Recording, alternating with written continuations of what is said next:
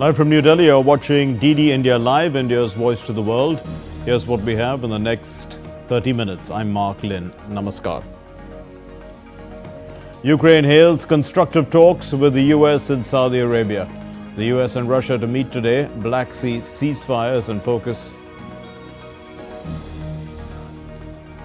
Massive crackdown on protesters in Turkey as demonstrations continue against arrest of Istanbul mayor. Canada readies for April 28 snap polls as the Prime Minister Carney seeks a strong mandate against US President Trump's threats. South Korean court rejects impeachment of the Prime Minister Han Duck-soo, reinstating him as the acting president.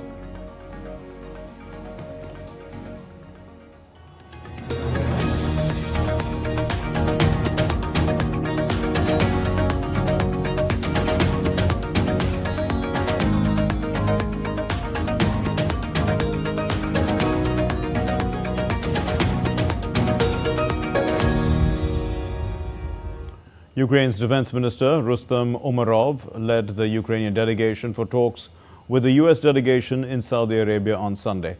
The Defense Minister Umerov described talks with the United States delegations as constructive and meaningful, focusing on protecting energy facilities and critical infrastructure. The discussions are part of the US President Donald Trump's diplomatic efforts to resolve the three-year Ukraine-Russia conflict.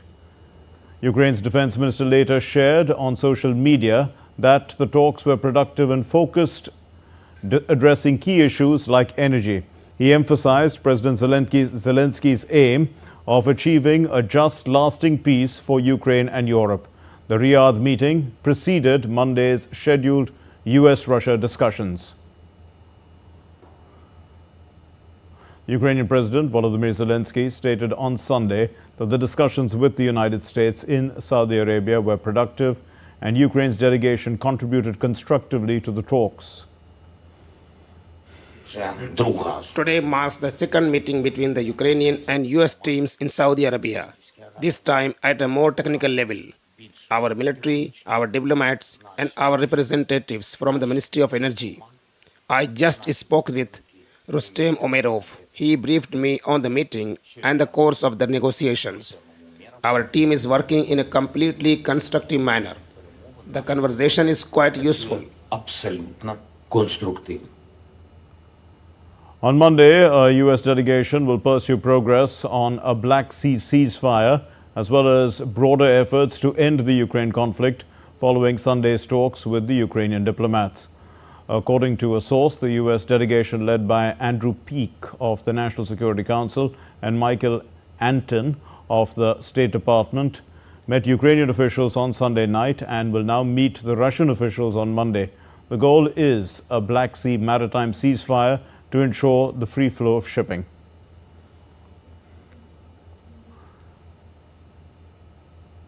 The US Secretary of State Marco Rubio spoke with the Israeli Prime Minister Benjamin Netanyahu.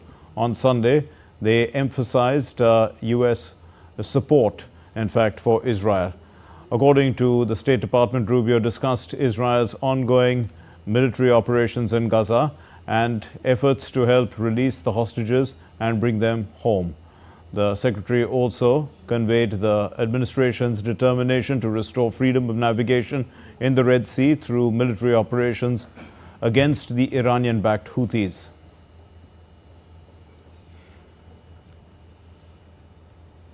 Well, Turkey is on the boil and thousands have been protesting in Istanbul against the mayor Ekrem İmamoğlu's arrest, sparking clashes with the police and widespread outrage as well. Now, the crisis threatens to destabilize Turkey, with protesters vowing to continue daily rallies until his release. DD India's Antra Sinha reports. The arrest of former mayor of Istanbul has triggered a tsunami of protests in Turkey.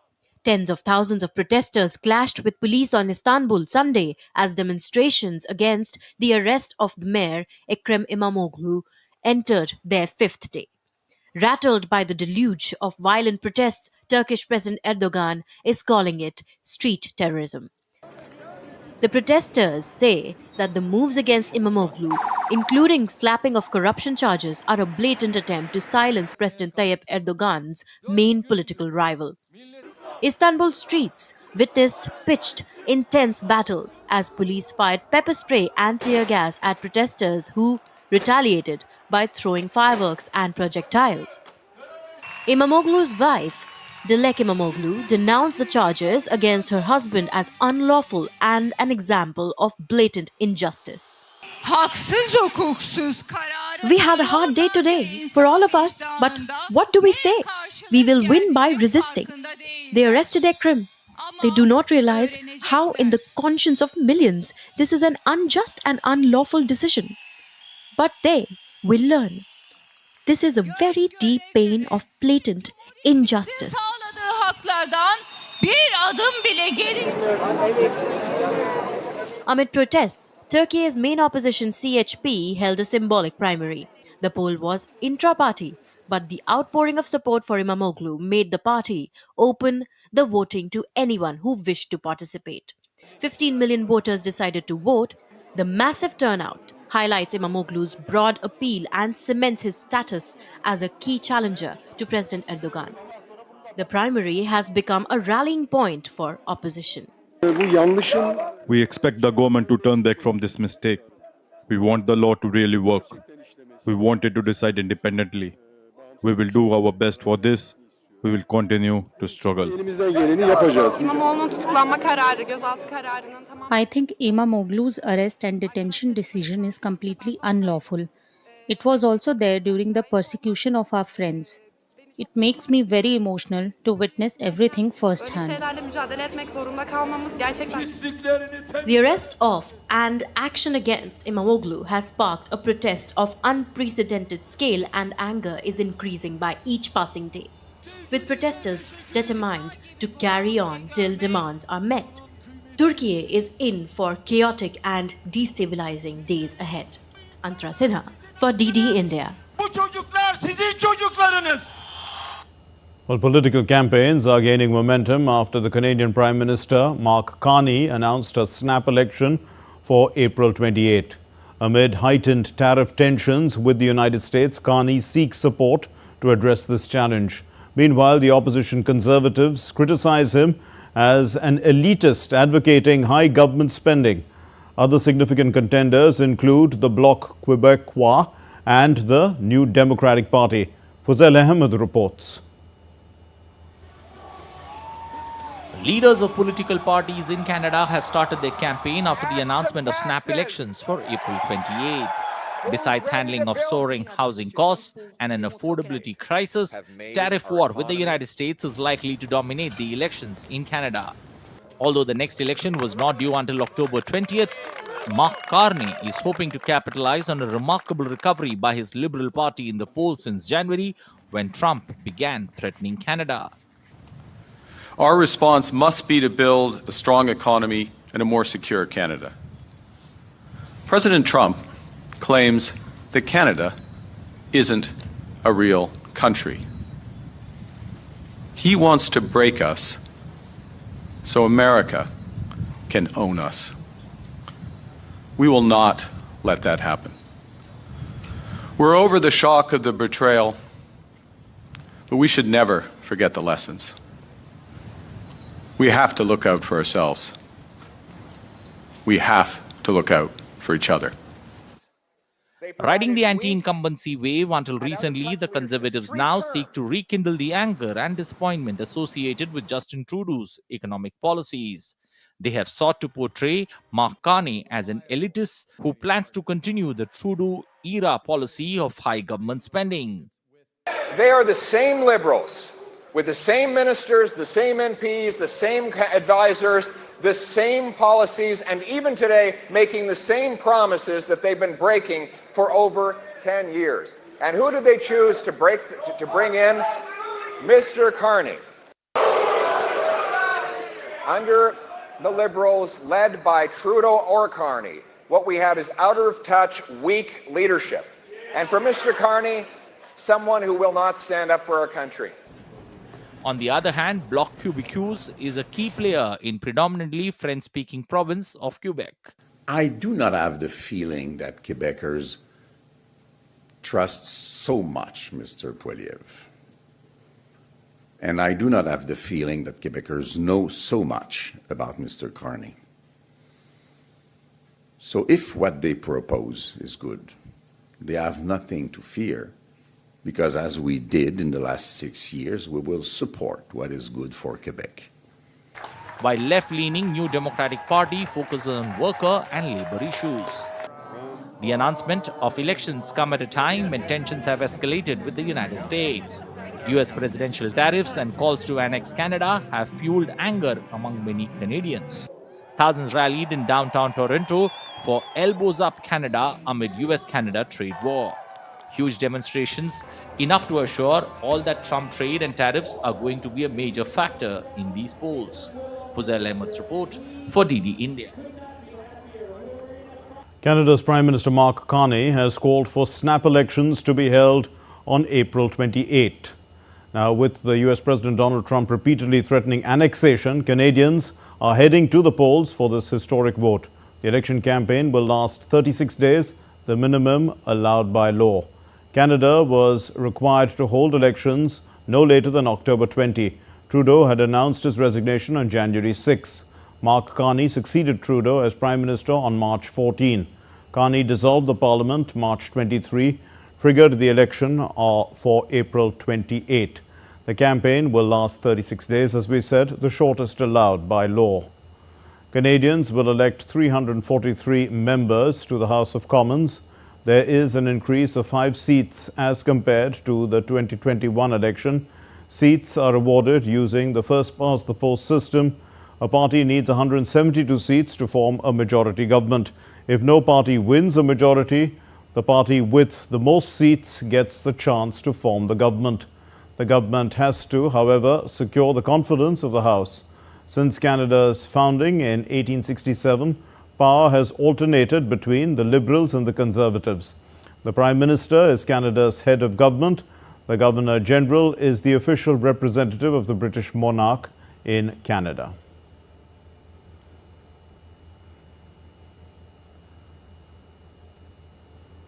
A plane carrying 199 migrants deported from the United States arrived early on Monday in Venezuela. The flight comes after Venezuela on Saturday announced it had reached an agreement with Washington to resume repatriation flights from the United States. The deportation pipeline was suspended last month when the US President Donald Trump claimed Venezuela had not lived up to a deal to quickly receive deported migrants, and Caracas was in fact had subsequently said that it would no longer accept these flights. A high-profile US delegation will visit Greenland this week, and the visit is to an American military base. They're going to watch a dog sled race as well, as President Donald Trump promotes the idea that the US annexation of this semi-autonomous Danish territory, it's a strategic location. And Usha Vance, who's the wife of the Vice President J.D. Vance, is going to be leading this delegation. That includes the White House National Security Advisor Mike Waltz and also the Energy Secretary Chris Wright. The delegation will tour historical sites, explore Greenland's heritage, and attend a national dog sled race. Trump's interest in annexing Greenland stems from its vital location and valuable mineral resources crucial for US defense systems. However, both Greenland and Denmark have firmly opposed the idea.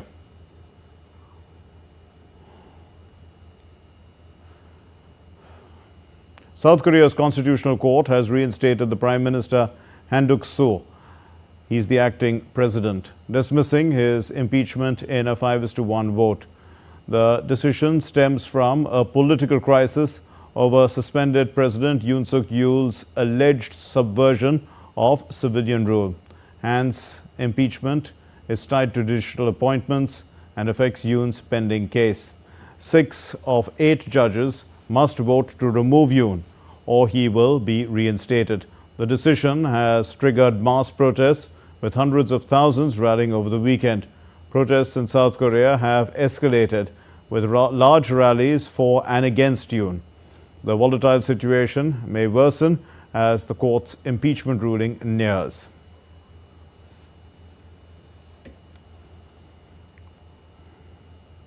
Still to come here on DD India Live. Search operations underway by the security forces in Jammu and Kashmir's Kathua. They are searching for terrorists after a terrorist encounter.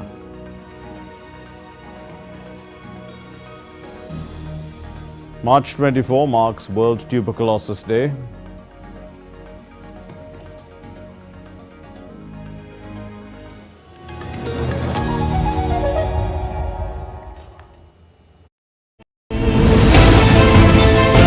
Geopolitics and trade deals. Economic challenges amid development. Hard work and the path to prosperity. It's the economy always. Between walkers, money is what money does and says. Supply creates its own demand. Between the bulls pulls and bears tears. When supply chains globalization and India rises to the podium. We'll get you centered with the economic brief at 8 p.m. every Thursday on DD India.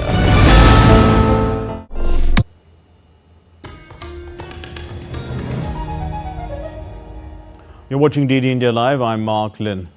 The Indian Army, along with the Jammu and Kashmir Police, are carrying out a coordinated search operation at Hiranagar sector near Indo-Pak International Border. The joint operation was launched by the Jammu and Kashmir Police and the Indian Army in the general area of Saniyal in Hiranagar sector on Saturday night, after the security forces received input regarding the presence of terrorists. This comes after a firing incident was reported in the Hiranagar area of Kathua during a search operation by the security forces. Jammu and Kashmir Director General of Police Nalin Prabhat also reached Hiranagar to personally monitor the ongoing operation. Security forces busted a major terrorist hideout in a remote forest area in Poonch district of Jammu and Kashmir, leading to the recovery of a huge cache of arms and explosives.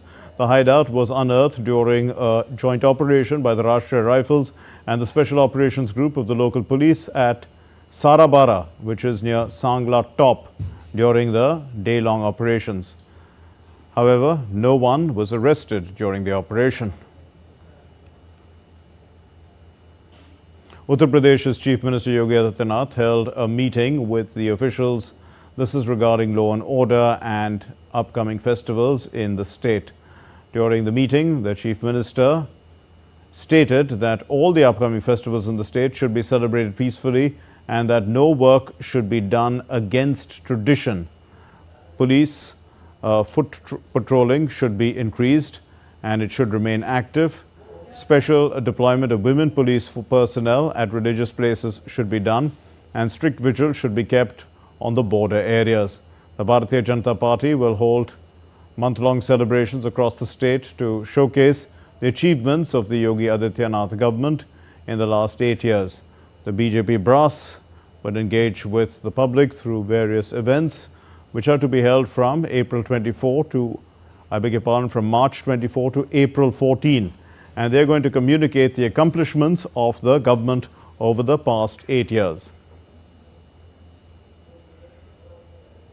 The Embassy of India in Kathmandu celebrated the 23rd Golden Jubilee Scholarship Day, recognizing nearly 200 Nepali students for their academic excellence under the prestigious Golden Jubilee Scholarship. Launched in 2002 to mark 50 years of the India-Nepal Economic Cooperation, the program has supported over 3,500 students from across Nepal, with this year's batch representing 75 districts. Distinguished guests, including vice-chancellors of major universities, attended the event, where the ambassador Naveen Srivastav awarded scholars the Ambassador's Golden Jubilee Scholarship Roll of Honor. He urged them to strive for excellence and to explore opportunities in India's dynamic innovation ecosystem. Is also a reflection of our continued commitment to support the students in their future endeavors. As both our countries comprise of large proportion of youth, I think going forward, a startup connect between India and Nepal would help us to foster greater linkages between the youth of the two countries. March 24 marks World Tuberculosis Day, a reminder of the urgent need to eliminate one of the world's deadliest infectious diseases. So this year, the theme is, Yes, we can end TB. Commit, invest, deliver. It highlights the importance of global commitment, investment and action in combating TB.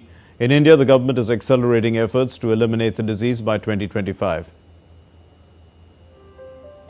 World Tuberculosis Day is observed every year on March 24, the date when Dr. Robert Koch discovered the bacterium responsible for tuberculosis in 1882.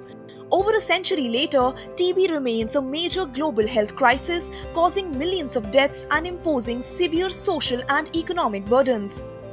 TB is a highly contagious airborne disease primarily affecting the lungs. The infection spreads when an infected person coughs, sneezes, or spits, releasing bacteria into the air. Drug-resistant TB is an emerging challenge, making treatment more difficult. This year, India is intensifying its fight against tuberculosis. Minister of State for Health and Family Welfare Anupriya Patel inaugurated the India Innovation Summit, pioneering solutions to end TB in New Delhi on March 18. The National TB Elimination Program is steadily progressing towards the goal of TB elimination from the soil of India and has made some key achievements.